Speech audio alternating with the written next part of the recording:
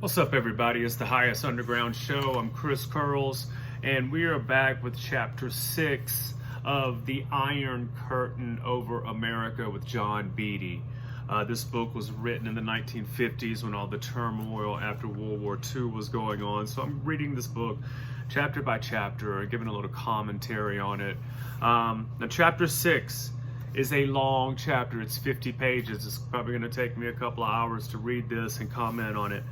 Maybe longer, I'm not really sure, so we're going to try it out. I'd like to break it into two different sections, but we'll see. I might just manpower through it and read the whole thing. But it's called The Foreign Policy of the Truman Administration. Now, Truman was the president who took over. He was vice president when Roosevelt died, and in 1945, right at the end of the war, the last year of the war, and he became president, and then he got elected after that. I think he served till 1953, so he did kind of like 1.5 terms. He did drop the atomic bomb on Hiroshima and Nagasaki. He was the first and only president to ever do that. So anyway, we're going to get into this chapter, the foreign policy of the Truman administration. Here we go. Y'all, let's talk about it. For many of President Truman's early mistakes in foreign policy, he cannot rightly be blamed. As a senator, he had specialized in domestic problems and was not any time a member of the Foreign Relations Committee. He was a senator from Missouri, by the way. He was not a member of the Foreign Relations Committee, nor had he, by travel or scholarship, built up a knowledge of world affairs. Elevated to second place on the National Democratic ticket by compromise and hated by the pro-Wallace leftists around Franklin Roosevelt, he was snubbed after his election to the vice presidency in 1944 and was wholly ignorant of the tangled web of our relations with foreign countries when he succeeded to the presidency on April 12, 1945, midway between the Yalta and Potsdam conferences. Not only was Mr. Truman inexperienced in the field of foreign affairs, it has since been authoritatively stated that much vital information was withheld from him by the holdover presidential and State Department cabals. This is not surprising in view of the deceased president's testimony to his son Elliot on his difficulty in getting the truth from men in the State Department, those career diplomats. Significantly, the new president was not allowed to know of his predecessor's reputed despair at learning that his wisecracks and blandishing smiles had not induced Stalin to renounce the tenets of bloody and self-aggrandizing dialectic materialism, a state religion of which he was philosopher, pontiff, and commander-in-chief. President Truman brought the war to a quick close. His early changes in the cabinet were on the whole encouraging. The nation appreciated the inherited difficulties under which the genial Missourian labored and felt for him a nearly unanimous goodwill. In the disastrous Potsdam conference decisions on July 17th to August 2nd in 1945, however, it was evident that anti-American brains were busy in our top echelon. Our subsequent course was equally ruinous. Before making a treaty of peace, we demobilized, probably as part of the successful Democratic leftist political deal of 1944, in such a way as to reduce our armed forces quickly to ineffectiveness. Moreover, as one of the greatest financial blunders in our history, we gave away, destroyed, abandoned, or sold for a few cents on the dollar, not merely the no longer useful portion of our war material, but many items such as trucks and precision instruments, which we later bought back at market value! Exclamation point on that. So we sold weapons or materials for cents on the dollar, and then another administration purchased them again and lost money on it for more money. So these things were done in spite of the fact that the Soviet government, hostile to us by its philosophy from its inception and openly hostile to us after the Tehran conference, was keeping its armed might virtually intact. Unfortunately, our throwing away of our military potential was but one manifestation of the ineptitude or disloyalty which shaped our foreign policy. Despite Soviet hostility, which was not only a matter of old record in Stalin's public utterances, but was shown immediately in the newly launched United Nations, we persisted in a policy favorable to world domination by the Moscow hierarchy. Among the more notorious of our pro-Soviet techniques was our suggesting that quote, liberated, end quote, and other nations which wanted our help should be ruled by a coalition government including leftist elements. The State Department scheme tossed one Eastern European country after another into the Soviet maw, including finally Czechoslovakia. This foul doctrine of the left coalition and its well-known results of infiltrating communists into key positions in the governments of Eastern Europe will not be discussed here, since the damage is done beyond repair as far as any possible immediate American action is concerned. Discussion here is limited to our fastening of the Soviet clamp upon the Eastern Hemisphere in three areas still the subject of controversy. These are China, Palestine, and Germany. The chapter will be concluded by some observations on the war in Korea as well. So, talking about China. The Truman policy on China can be understood only as the end product of nearly 20 years of American-Chinese relations. President Franklin D. Roosevelt felt a deep attachment to the Chiangs and Chiang Kai-shek, I guess is what it is, and deep sympathy for nationalist China. Feelings expressed as late as early December 1943, shortly after the Cairo Declaration by which Manchuria was to be restored to China, and just before the president suffered the mental illness from which he never recovered. It was largely this friendship and sympathy which had prompted our violent partisanship for China and the Sino-Japanese difficulties of the 1930s and early 1940s. More significant, however, than our freezing of Japanese assets in the United States, our permitting American aviators to enlist in the Chinese army, our gold and our supplies sent in by air, by sea, and by the Burma Road, was our ceaseless diplomatic barrage against Japan in her role as China's enemy.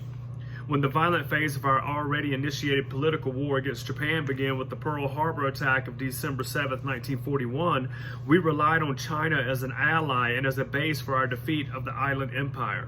On March 6, 1942, Lieutenant General Joseph W. Stilwell reported to Generalissimo Chiang. General Stilwell was not only the commanding general of United States forces in the China-Burma-India theater, but was supposed to command such Chinese troops as Generalissimo Chiang Kai-shek might assign him, in other ways consolidate and direct the Allied war effort. Unfortunately, General Stilwell had formed, Stilwell, is that like Eric Stilwell? No, that's Stilwell, isn't it? Unfortunately, General Stilwell had formed many of his ideas on China amid a coterie of leftists led by Agnes Smedley as far back as 1938, when he, still a colonel, was a U.S. military attaché in Hankow, China. Not Hong Kong, it's Hankow, Hankow. It is thus not surprising that General Stilwell quickly conceived a violent personal animosity for the anti-communist Chiang. This personal feeling so strong that it results in amazing vituperative poetry, some of it reprinted in the Post, not only hampered the Allied war effort, but was an entering wedge for vicious anti-Chiang and pro-communist activity, which was destined to change completely our attitude toward nationalist China. Now, Chiang Kai-shek was fighting the communist forces in China. They were the nationalist parties. China, they wanted Chinese to run China, the nationalist party, not the communist party. The communists tried to come in, and they were being funded eventually by the United States, and they turned on Chiang Kai-shek and defeated him. I think that's pretty what's happened. I have to go back and check that out, but it's something like that. So. The pro-communist machinations of certain high-placed members of the Far Eastern Bureau of our State Department and their confederates on our diplomatic staff in Chongqing soon became obvious to those in a position to observe. Matters were not helped when, in the spring of 1944, President Roosevelt appointed Vice President Henry A. Wallace to make a trip to China. Rebutting what he considered Mr. Wallace's pro-communist attitude, Chiang launched into a lengthy campaign against the communists whose actions, he said, had an unfavorable effect on Chinese morale. The Generalissimo deplored propaganda to the effect that they were nothing but agrarian Democrats and remarked that they were more communistic than the Russians. Our ambassador to China, Clarence E. Goss, obviously disturbed by the Wallace mission and by the pro-communist attitude of his diplomatic staff, wrote as follows to Secretary Hull on the 31st of August, 1944, quote, China should receive the entire support and sympathy of the United States government on the domestic problem of Chinese communists. Very serious consequences for China may result from our attitude. In urging that China resolve differences with the communists, our government's attitude is serving only to intensify the recalcitrance of the communists.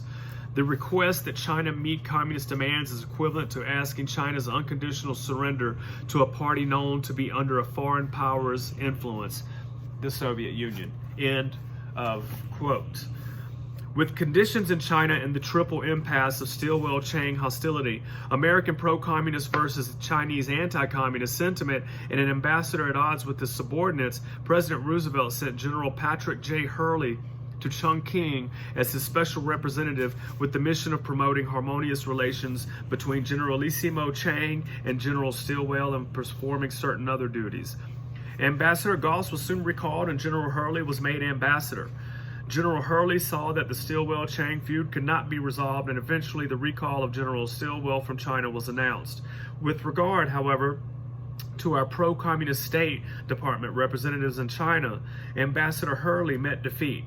On November 26, 1945, he wrote President Truman, who had succeeded to the presidency in April, a letter of resignation and gave his reasons.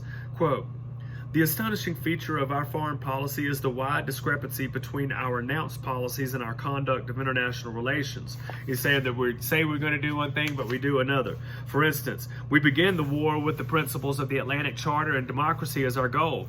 Our associates in the war at that time gave eloquent lip service to the principles of democracy. We finished the war in the Far East, furnishing lend-lease supplies and using all our reputation to undermine democracy and bolster imperialism and communism. It is no secret that the American policy in China did not have the support of all the career men in the State Department. Our professional diplomats continuously advised the communists that my efforts in preventing the collapse of the national government did not represent the policy of the United States. These same professionals openly advised the Communist Armed Party to decline unification of the Chinese Communist Army with the National Army unless the Chinese Communists were given control.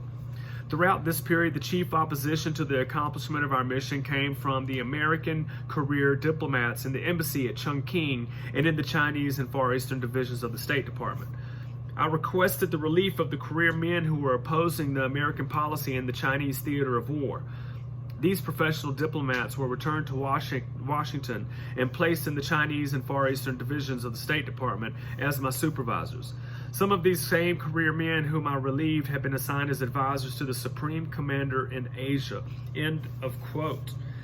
President Truman accepted General Hurley's resignation with alacrity. Without a shadow of justification, the able and patriotic Hurley was smeared with the implication that he was a tired and doddering man, and he was not even allowed to visit the War Department, of which he was former secretary, for an interview. This affront to a great American ended our diplomatic double talk in China. With forthrightness, Mr. Truman made his decision. Our China policy henceforth was to be definitely pro-communist, as we're starting up a Cold War against communists. So that just goes to show you how the Jews had such a stranglehold on our government back then, because communism is just weaponized Judaism. And that's not me talking, that's Rabbi Stephen Weiss in the 1920s when all this shit's going on. So, all right. So basically this General Hurley resigned because he says we're saying we're doing one thing in China, fighting for democracy. Meanwhile, we're undermining it with promoting the communists, giving them weapons and supplies and all this stuff and funds. And he didn't want to have any part of it. So, getting back, the president expressed his changed policy in a statement made on December 15, 1945. Although the Soviet was pouring supplies and military instructors into communist-held areas, Mr. Truman said that the United States would not offer military intervention to influence the course of any Chinese internal strife. He urged Chiang's government to give the communist elements a fair and effective representation in the Chinese national government. To such a broadly representative government, he temptingly hinted that credits and loans would be forthcoming. President Trump's amazing desertion of nationalist China, so friendly to us throughout the years following the Boxer Rebellion since 1900, has been thus summarized by Congressman Joe Martin, who said, and I quote, President Truman, on the advice of Dean Acheson, announced to the world on December 15, 1945, that unless communists were admitted to the established government of China, aid from America would no longer be forthcoming.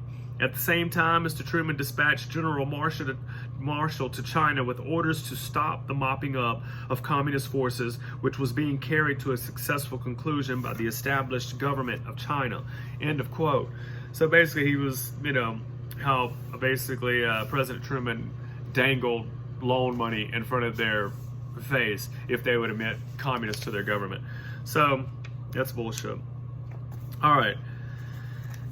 Our new ambassador to China, General of the Army George C. Marshall, conformed under White House directive to the dicta of the State Department's communist-inclined Camarilla and made further efforts to force Chiang to admit communists to his government in the effective numbers, no doubt, which Mr. Truman had demanded in his statement of December 15th.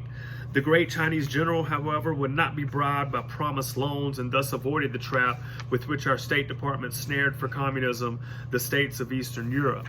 He was accordingly paid off by the mishandling of supplies already en route so that guns and ammunition for those guns did not make proper connection, as well as by the eventual complete withdrawal of American support as threatened by Mr. Truman. For a full account of our scandalous pro-communist moves in denying small arms ammunition to China, our charging China $162 for a bazooka whose list price was $36.50 and surplus price to other nations was $3.65, y'all. When some arms were sent, and numerous similar details. See the China Story, already referred to. I guess the China Story is a book that talks about all of our scandalous pro-communist moves and what we did with arms and munitions to the communist revolutionaries trying to overthrow the Chinese national government. Thus, President Truman, Ambassador Marshall, and the State Department prepared the way for the fall of China to Soviet control. They sacrificed Chiang, who represented the westernized and Christian element in China, and they destroyed a friendly government which was potentially our strongest ally in the world, stronger even than the home island of maritime Britain in this age of air and guided missiles. The smokescreen excuse for our policy, namely that there was corruption in Chiang's government, is beyond question history's most glaring example of the pot calling the kettle black. Basically saying there was so much corruption in our government, so how are we going to look at Chiang's government and say that it was corrupt? Let me see here. General Ambassador Marshall became Secretary of State in January 1947. On July 9, 1947, Harry President S. Truman directed Lieutenant General Albert C. Wedemeyer, who had served for a time as Commander-in-Chief of American forces in the Asian theater after the removal of Stilwell, to proceed to China without delay for the purpose of making an appraisal of the political, economic, psychological, and military situations, current and projected. Under the title Special Representative of the President of the United States, General Wedemeyer worked with 8 other members of his mission from July 16th to September 18th, and on September 19th transmitted his report to the appointing authority, the President. In a section of his report called Implications of No Assistance to China or Continuation of Wait-and-See Policy, General Wedemeyer wrote as follows, and I quote, "To advise at this time a policy of no assistance to China would suggest the withdrawal of the United States military and naval advisory groups from China, and it would be equivalent to cutting the ground from under the feet of the Chinese government. Removal of American assistance without removal of Soviet assistance would certainly lay the country open to eventual communist domination.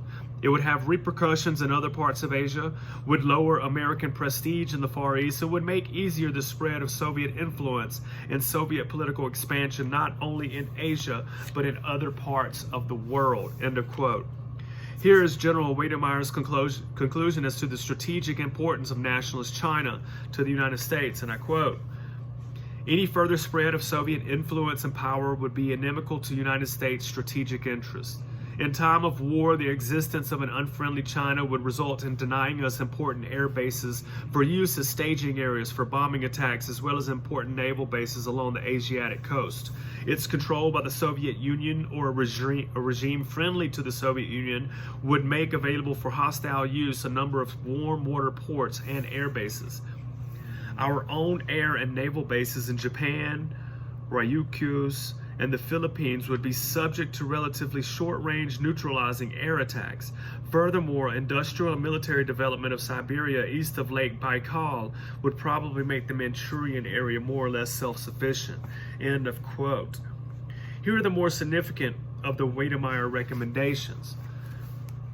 Quote, it is recommended that the United States provide as early as practicable moral, advisory, and material support to China in order to prevent Manchuria from becoming a Soviet satellite, to bolster opposition to communist expansion, and to contribute to the gradual development of stability in China. That arrangements be made whereby China can purchase military equipment and supplies, particularly motor maintenance parts, for the United States, that China be assisted in her efforts to obtain ammunition immediately, the military advice and supervision be extended in scope to include field forces, training centers, and particularly logistical agencies. End of quote. Despite our pro-communist policy in the previous 20 months, the situation in China was not beyond repair at the time of the Wedemeyer survey. In September 1947, the Chiang government had large forces still under arms and was in control of all China south of the Yangtze River, of much of North China, with some footholds in Manchuria. General Wedemeyer picked 39 Chinese divisions to be American-sponsored, and these were waiting for our supplies and our instructors in case the Wedemeyer program was accepted. But General Wedemeyer had reported that which his superiors did not wish to hear. His fate was a discharge from diplomacy and an exile from the Pentagon. Moreover, the Wedemeyer report was not released until August 1949, 2 years, I guess, after all this shit's going on. Meanwhile, in the intervening 2 years, our pro-communist policy of withdrawing assistance from Chiang, while the Soviet rushed supplies to his enemies, had tipped the scales in favor of those enemies, the Chinese communists. Needless to say, under Mr. Dean Acheson, who succeeded Marshall as Secretary of State, our pro-Soviet policy in China was not reversed. Chiang had been holding on somehow, but Acheson slapped down his last hope. In fact, our Secretary of State, possibly by some strange coincidence, pinned on the nationalist government of China the term reactionary, a term characteristically applied by Soviet stooges to any unapproved person or policy, and said explicitly that the United States would give the nationalist government no further support. Meanwhile, the Soviet had continued to supply the Chinese communists with war material at a rate competently estimated at 8 to 10 times the amount per month we had furnished at the peak of our aid to Chiang's nationalists. Chiang's troops, many of them without ammunition, were thus defeated as virtually planned by our State Department, whose Far Eastern Bureau was animated by admirers of the North Chinese communists. But the defeat of Chiang was not the disgrace his enemies would have us believe. His evacuation to Formosa and his reorganization of his forces on that strategic island were far from contemptible achievements. Parenthetically, as our State Department's wrongdoing comes to light, there appears a corollary reevaluation of Chiang. In its issue of April 9, 1951, Life, the magazine, said editorially that, quote, now we have only to respect the unique tenacity of Chiang Kai-shek in his long battle against communism and take full advantage of whatever the nationalists can do now to help us in the struggle for Asia, end quote. It should be added here that any idea of recognizing Communist China as the representative government of China is absurd. According to a Soviet Politburo report, the membership of the Chinese Communist Party is 5,800,000 people.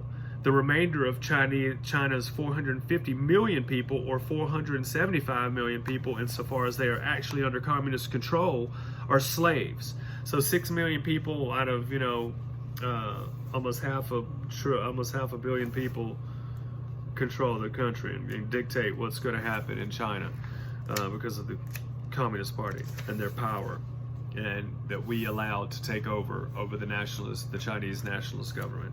It's a damn shame what happened, and none of us know it. I'm reading this book right now to expose this information to you because you need to know it. You need to share it. Go out and buy this book.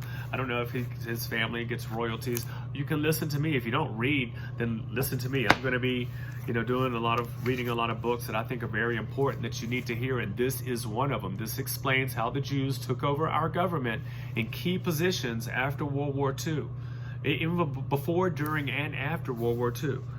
Okay. But back to the chronology of our policy in the Far East. On December 23rd, 1949, the State Department sent to 500 American agents abroad a document entitled Policy Advisory Staff, Special Guidance Number 38, Policy Information Paper, Formosa. As has been stated in many newspapers, the purpose of this policy memorandum was to prepare the world for the United States' plan for yielding Formosa, Taiwan in Japanese terminology, to the Chinese Communists. Here are pertinent excerpts from the surrender document, which, upon its release in June 1951, was published in full in a number of newspapers. I quote, "Loss of the island is widely anticipated, and the manner in which civil and military conditions there have deteriorated under the nationalists adds weight to the expectation. Formosa, or Taiwan, politically, geographically, and strategically as part of China, in no way especially distinguished or important," end of quote. But the small United States military advisory group sent there a British government request was completely withdrawn a year ago, and it was, quote, "The treatment. All material should be used best to counter the impression that Taiwan's loss would seriously damage the interests of the United States or of other countries opposing communism, and that the United States is responsible for or committed in any way to act to save Taiwan. Taiwan has no special military significance. China has never been a sea power, and the island is of no special strategic advantage to Chinese armed forces," end of quote. This State Department policy paper contains unbelievably crass lies, such as the State Department that the island of Taiwan is, in comparison with other parts of China, in no way especially distinguished or important, and the claim that the island would be of no special strategic advantage to its communist conquerors. It contains an unwarranted slam at our allies, the Chinese nationalists, and strives to put upon our ally Britain the onus for our slight interest in the island, an interest the policy memorandum was repudiating. It is hard to see how the anonymous writer of such a paper could be regarded as other than a scoundrel. No wonder the public was kept in ignorance of the paper's existence until the MacArthur investigation by the Senate raised momentarily the curtain of censorship. In a statement on Taiwan of New York Times, January 6, a statement on Formosa, but Formosa is Taiwan, President Truman proceeded cautiously on the less explosive portions of the policy memorandum, but declared Formosa a part of China. Obviously, from the context, the China of Mao Zedong, and continued, "The United States has no desire to obtain special rights or privileges to establish military bases on Formosa at this time, nor does it have any intention of utilizing its armed forces to interfere in the present situation," end of quote. That was from President Truman. The president's statement showed a dangerous arrogation of authority, for the wartime promises of the dying Roosevelt had not been ratified by the United States Senate, and in any case, a part of the Japanese empire was not at the personal disposal of an American president. More significantly, the statement showed an indifference to the safety of America or an amazing ignorance of strategy.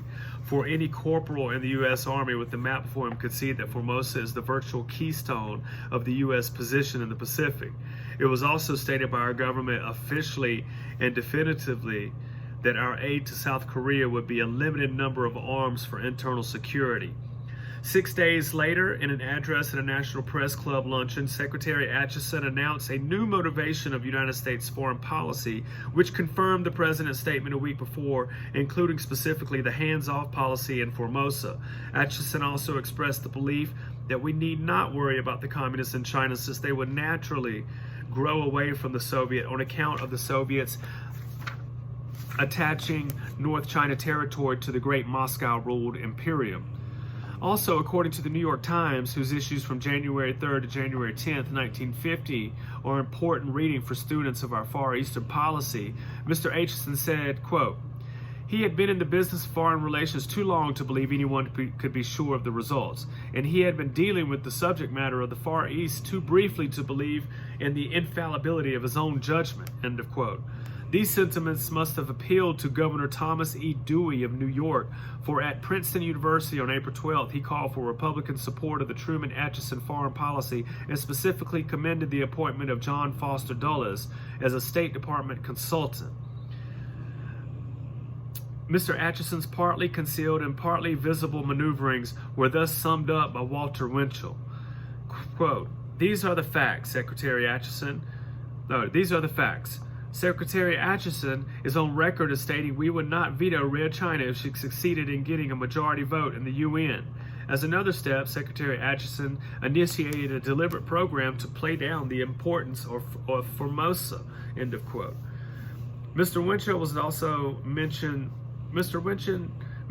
also mentioned Senator Nolan's documentary evidence that those who made State Department policy had been instructed by Secretary Atchison to minimize the strategic importance of Formosa. All of this was thrown into sharp focus by President Truman when he revealed in a press conference that his first decision to fire General MacArthur a year previously had been strengthened when the commander in Japan protested in the summer of 1950 that the proposed abandonment of Formosa would weaken the U.S. position in Japan and the Philippines! Exclamation point. No matter how hard one tries, the Freeman summarized in June 4th, 1951, there is no way of evading the awful truth. The American State Department wanted Marxist communists to win for Marxism and communism in China. Also, the Freeman continued on his own testimony. General Marshall supported our pro-Marxist China policy with his eyes unblinkered with innocence. Thus, in the first half of 1950, our Far Eastern policy made by Atchison and approved by Truman and Dewey was based on 1. The abandonment of Formosa to the expected conquest by Chinese communists. 2. Giving no battle weapons to the nationalist Chinese or to the South Koreans, in spite of the fact that the Soviet was known to be equipping the North Koreans with battle weapons and with military skills. And 3.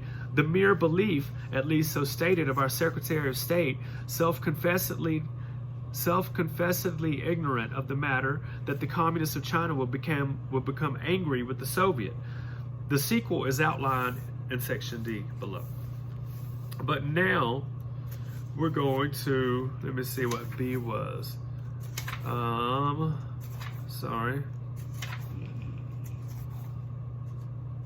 Palestine. So we're getting to B now. So there's a different section. Let's go and start with Palestine. They just underlined China. So we promoted communists and funded communist armies in China to overthrow the Chinese government. And we talk about democracy. You see what kind of hypocritical bullshit that is? All right. Our second great mistake in foreign policy and less votes in New York and other northern cities are its motivation was our attitude toward the problem of Palestine. In the Eastern Mediterranean, on the deck of the heavy cruiser, the USS Quincy, which was to bring him home from Yalta, President Roosevelt in February 1945 received King Ibn Saud of Saudi Arabia. According to General Elliott Roosevelt, it had been Father's hope that he would be able to convince Ibn Saud of the equity of the settlement in Palestine of the tens of thousands of Jews driven from their European homes. But, as the ailing president later told Bernard Baruch, of all the men he had talked to in his life, he had got least satisfaction from this iron-willed Arab monarch.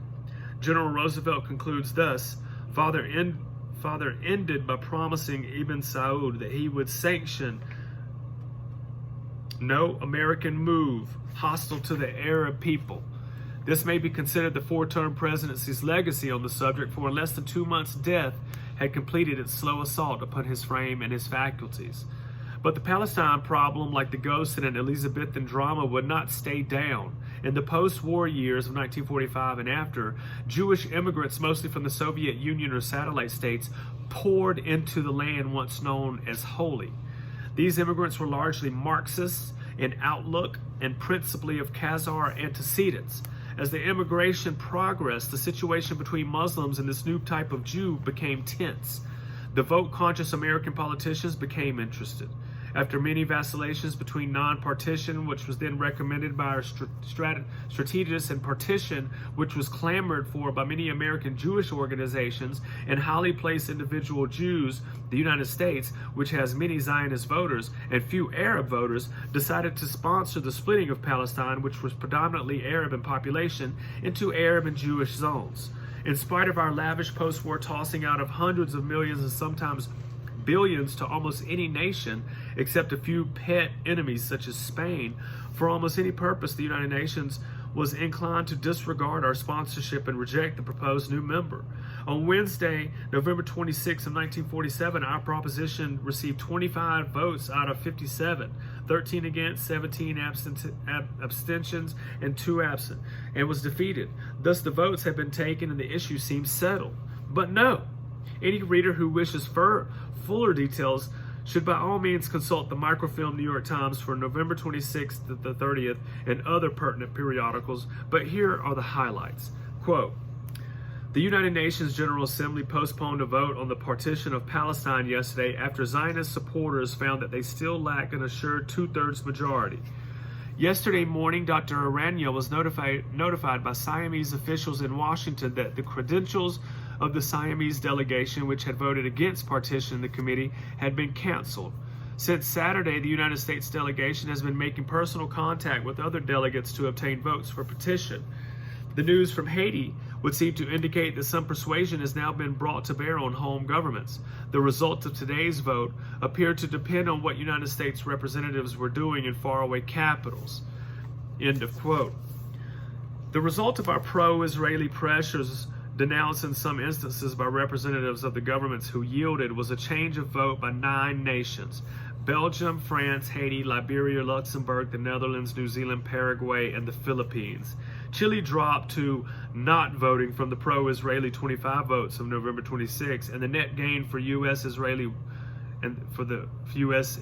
was 8.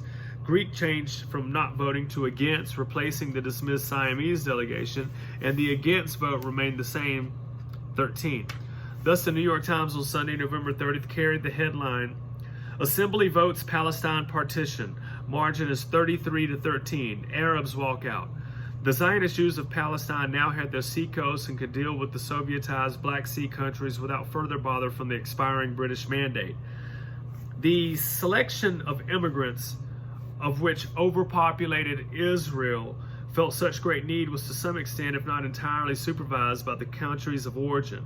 For instance, a high Israeli official visited Bucharest to coordinate with the communist director of Romania, Anna Rabinson-Palker, the selection of immigrants for Israel. Soviet bloc lets Jews leave freely and take most possessions to Israel, was a New York Times headline from November 26, 1948. The close ties between communism and Israel were soon obvious to any penetrating reader of the New York Times. A notable example is offered in an article by Alexander Feinberg, sounds Jewish, entitled 10,000 in protest on Palestine here, throng undaunted by weather mustered by communist and left-wing labor leaders. Here's a brief quotation from this significant article. Quote, youthful and disciplined communists raised their battle cry of solidarity forever as they march. The parade and rally were held under the auspices of the United Committee to Save the Jewish State and the United Nations, formed recently after the internationally minded communists decided to take over an intensely nationalistic cause, the partition of Palestine. The Grand Marshal of the parade was Ben Gold, president of the communist-led International Fur and Leather Workers Union. End of quote. With the Jewish immigrants to Palestine came Russian and Czechoslovakian arms. Israel leaning toward Russia, its armorer, the New York Herald Tribune headline on August 5th, 1948. Here are quotations on the popularity of the Soviet in Israel from correspondent Kenneth Bilby's wireless dispatch from Tel Aviv. Quote, Russian prestige has soared enormously among all political factions. Certain Czech arms shipments which reached Israel at critical junctures of the war played a vital role in blunting the invasion's 5 Arab armies. The Jews, who are certainly realists, know that without Russia's nod, these weapons would have never been available. End of quote. Mr. Bilby found that the balance sheet read much in Russia's favor and found his conclusion evidence in numerous ways, in editorials in the Hebrew press praising the Soviet Union and also in public pronouncements of political and governmental leaders. Mr. Bilby concluded that the political fact of Israeli devotion to the Soviet might color the future of the Middle East long after the issues of the day were settled. Parenthetically, the words of the Herald Tribune correspondent were prophetic. In its feature editorial of October 10, 1951, the Dallas Morning News commented as follows on the announced determination of Egypt to seize the Sudan and the Suez Canal. Beyond question, the Egyptian move is concerned with the understandable unrest stirred in the Arab world by the establishment of the new state of Israel. The United Nations as a whole, and Britain and the United States in particular, did that.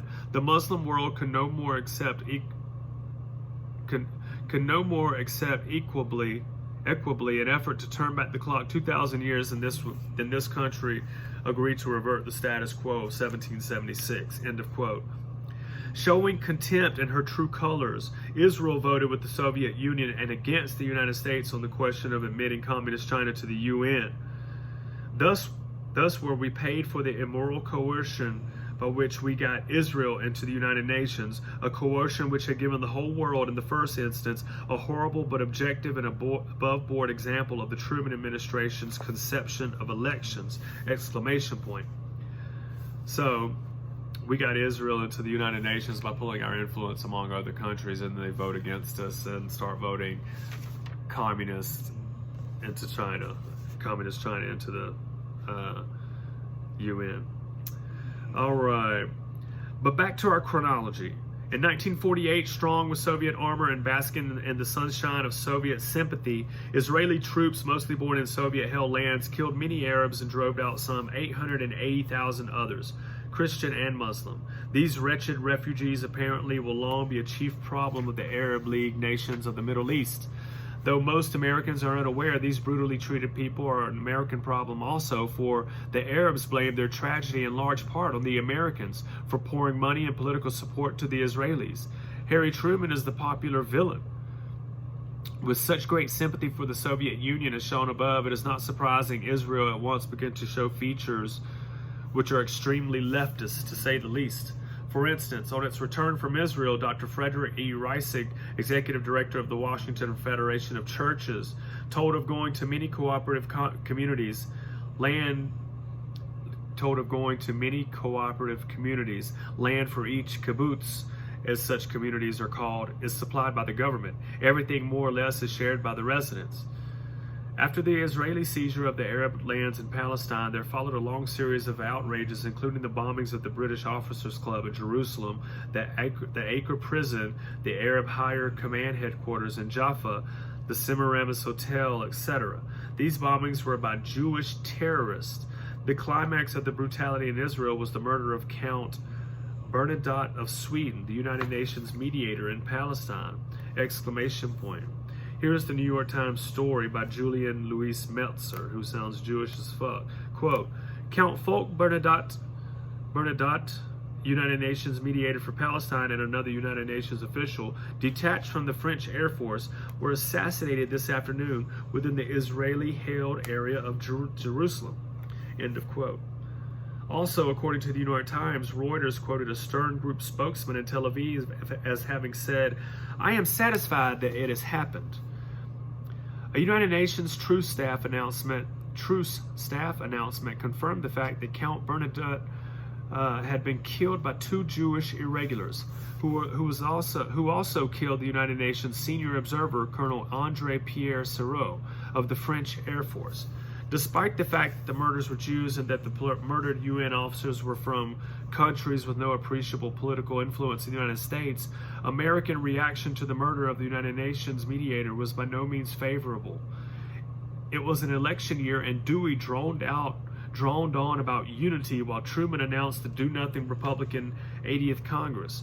For a month after the murders, neither of them finished in the putrid pond of Israeli-dominated Palestine. Strangely enough, it was Dewey who first threw in his little worm on a pinhook.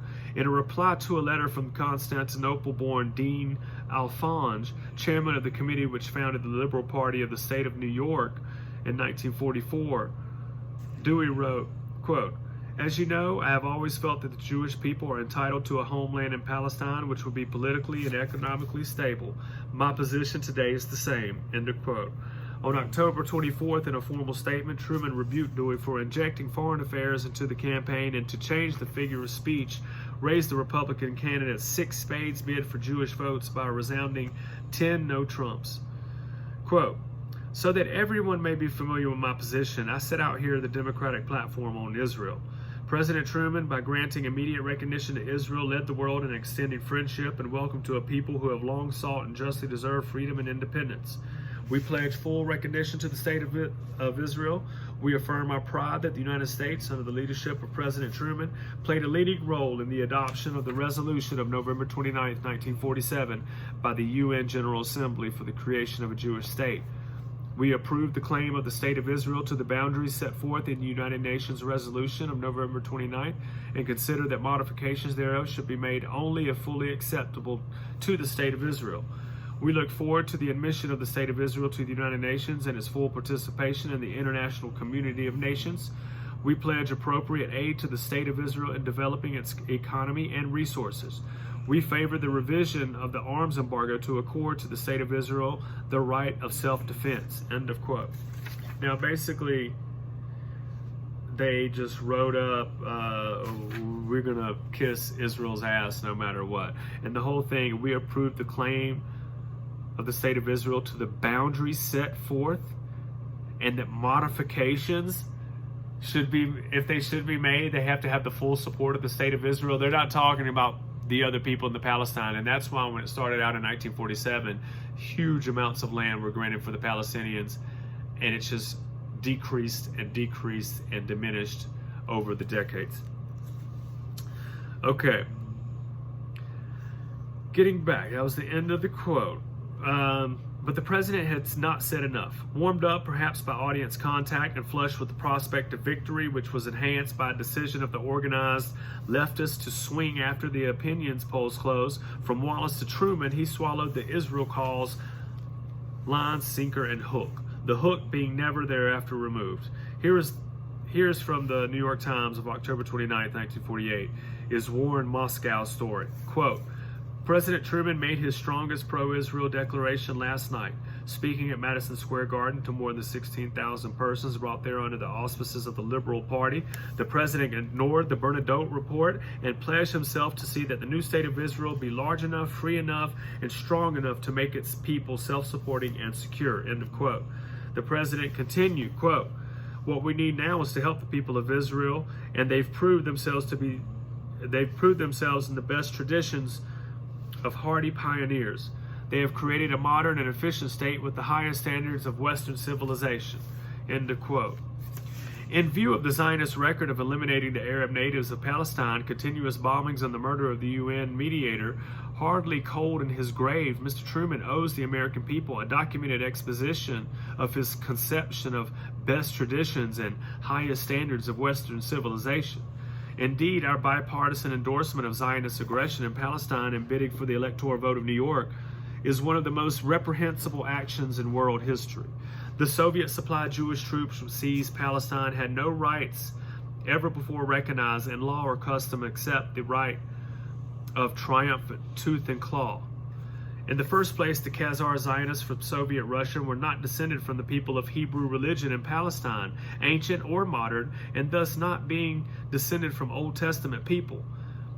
They have no biblical claim to Palestine.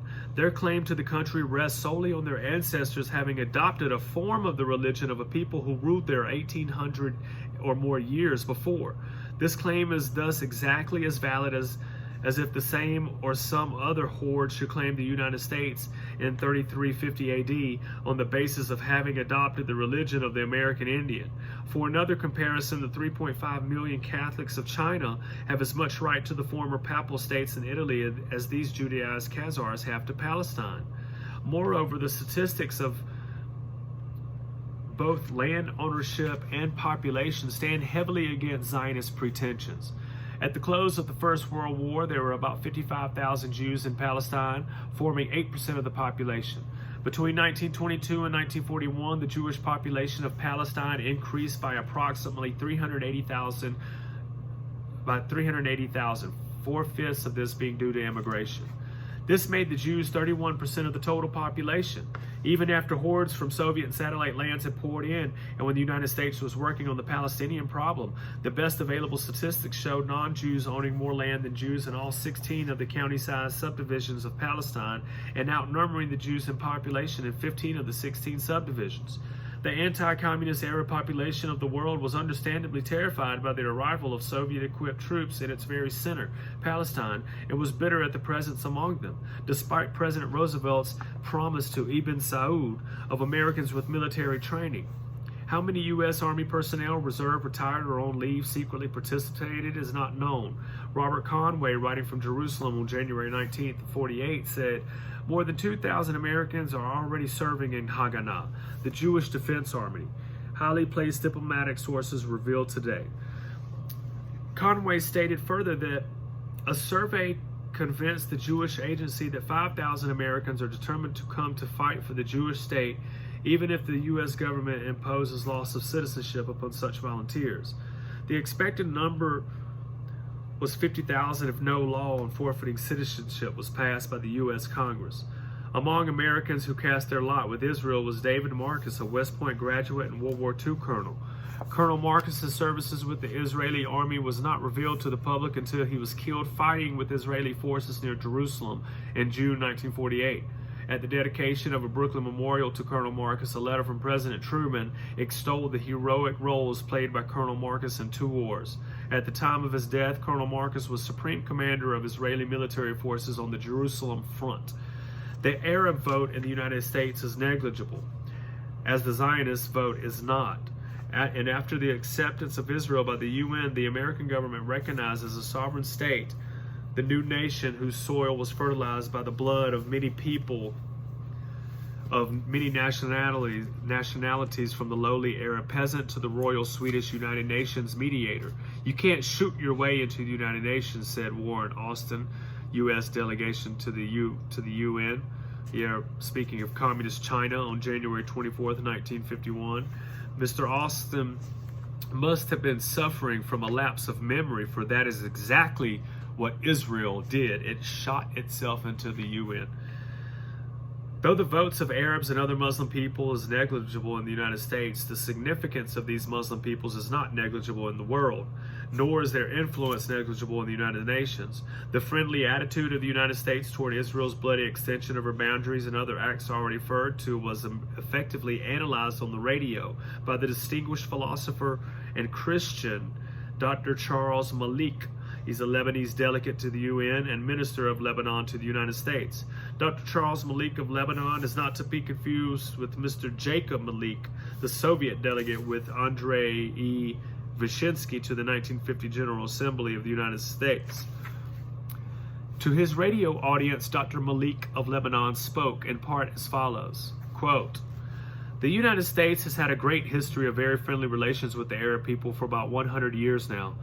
That history has been built up by faithful missionaries, educators, explorers, and archaeologists and businessmen for all these decades. Up to the moment when the Palestine problem began to be an acute issue, the Arab peoples had a genuine and deep sense of love and admiration for the United States. Then, when the problem of Palestine arose, with all that problem involved by way of what we regard as one-sided partiality on the part of the United States with respect to Israel, the Arabs began to feel that the United States was not as wonderful or as admirable as they had thought it was. The result has been that, at the present moment, there is a real slump in the affection and admiration that the Arabs have had towards the United States. This slump has affected all the relations between the United States and the Arab world, both diplomatic and non-diplomatic. And at the present moment, I can say, much to my regret, but it is a fact that throughout the Arab world, perhaps at no time in history has the reputation of the United States suffered as much as it has at the present time. The Arabs, on the whole, do not have sufficient confidence that the United States, in moments of crises, will not make decisions that will be prejudicial to their interests. Not until the United States can prove an actual historical decision that it can withstand certain inordinate pressures that are exercised on it from time to time and can really stand up for what one might call elementary justice in certain matters, would the Arab people really feel they can go back to their former attitude of genuine respect and admiration for the United States, end of quote. So that lets you know right there, this started way back then of our support for Israel and what they were doing and the bloody takeover of Israel and shooting them, dude, they terrorized the Palestinians and took over that country, and it was fucked up.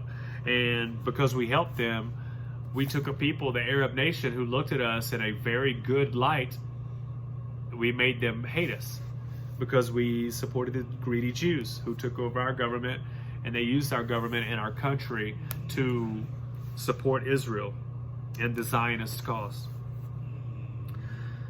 Thus, the mess of pottage of vote garnering in New York and other doubtful states, which large numbers of Khazar Zionists, has cost us the loyalty of 12 nations, our former friends, the so-called Arab and Asiatic bloc in the UN. It appears also that the world's troubles from little blood-borne Israel are not over. An official Israeli view of Germany was expressed in Dallas, Texas on March 18, 1951, when Abba S. Eben, ambassador of the State of Israel to the United States and Israel's representative at the United Nations, stated that Israel resents the rehabilitation of Germany. Ambassador Eben visited the Texas city in the interest of raising funds for taking 200,000 immigrants this year, 600 within the next 3 years, to the small state of Palestine, or Israel. That same day, the ambassador Eben was talking in Dallas about Israel's resentment at the rehabilitation of Germany.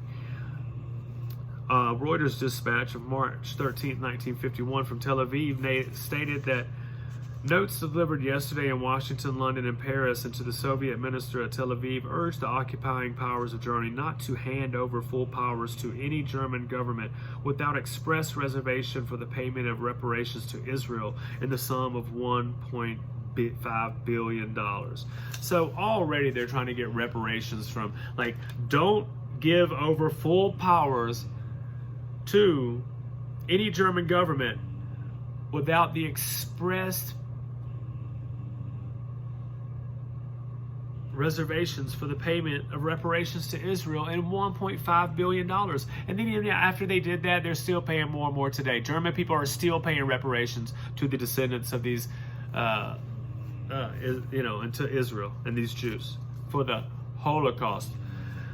This compensation was said to be for 6 million Jews killed by Hitler. This figure has been used repeatedly, but one who consults statistics and ponders the known facts of recent history cannot do other than wonder how it is arrived at. According to Appendix 7, Statistics on Religious Affiliation of the Immigration and Naturalization Systems of the United States, let me see here. The number of Jews in the world is 15.7 million. The World Almanac is cited as a source of the statistical table reproduced on page 842 of the government document. The article in the World Almanac is headed Religious Population of the World. A corresponding item with the title Population Worldwide by Religious Beliefs is found in the World Almanac for 1940, and in it the world Jewish population is given as 15,319,359. If the World Almanac figures are correct, the world's Jewish population did not decrease in the war decade, but showed a small increase. Assuming, however, that the figures of the U.S. document and the World Almanac are in error, let us make an examination of the known facts. In the first place, the number of Jews in Germany in 1939 was about 600,000. By some estimates, considerably fewer, and of these, as shown elsewhere in the book, many came to the United States, some went to Palestine, and some are still in Germany. As to the Jews in Eastern European lands temporarily overrun by Hitler's troops, the great majority retreated ahead of the German armies into Soviet Russia. Of these, many came later to the U.S., some moved to Palestine, some unquestionably remained in the Soviet Union and may be a part of the Jewish force on the Iranian frontier, and enough remain in Eastern Europe or have returned from Soviet Russia to form the hard core of the new ruling bureaucracy in satellite countries. It is hard to see how all these migrations and all these power accomplishments can have come about with the Jewish population much less than that which existed in Eastern Europe before World War II. Thus, the known facts on Jewish migration and Jewish power in Eastern Europe tend, like the World Almanac figures accepted by the Senate Judiciary Committee, to raise a question as to where Hitler got the 6 million Jews he is said to have killed. This question should be settled once and for all before the United States backs any Israeli claims against Germany. Now remember that this guy's writing this in the 1950s. So the whole 6 million bullshit didn't come along until really like the late 50s, 60s when they started talking to people about that in school.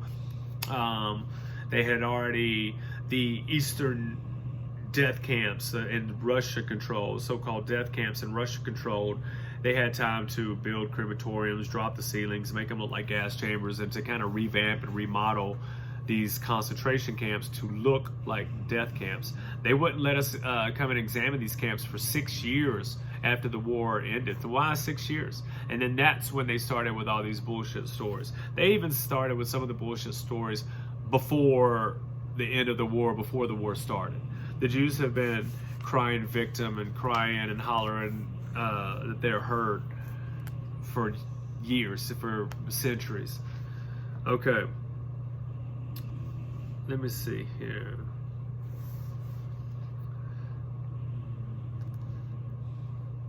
The question should be settled once and for all before the United States backs any Israeli claims against Germany. In this connection, it is well to recall also that the average German had no more to do with Hitler's policies than the average American had to do with Franklin Roosevelt's policies.